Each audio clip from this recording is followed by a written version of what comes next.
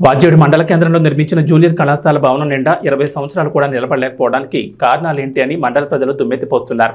మండలంలోని విద్యార్థులు దూర ప్రాంతాలకు వెళ్లి ఇంటర్ విద్యను అభ్యసించలేకపోతున్నారని, మారుమూల పల్లెలకు కూడా చదువును దగ్గర చేయాలనే ఉద్దేశంతో తోటి ఉమ్మడి ఆంధ్రప్రదేశ్లో ఉన్నప్పుడు నిర్మించిన జూనియర్ కళాశాల భవనం శిథిలావస్థకు చేరుకుంది. గత ప్రభుత్వం మరమ్మతుల విషయంలో ఎటువంటి జాగ్రత్తలు తీసుకోకపోవడంతో పూర్తిగా శిథిలావస్థ ఏర్పడ్డాయని, ఈ కళాశాలలో 230 మంది విద్యార్థుల దాకా విద్యను అభ్యసిస్తున్నారని సత్వరమే జిల్లా కలెక్టర్, సంబంధిత అధికారులు దీనిపై దృష్టి సారించి తగు చర్యలు తీసుకుని విద్యార్థుల భవిష్యత్తును కాపాడాలని మండల ప్రజలు కోరుతున్నారు.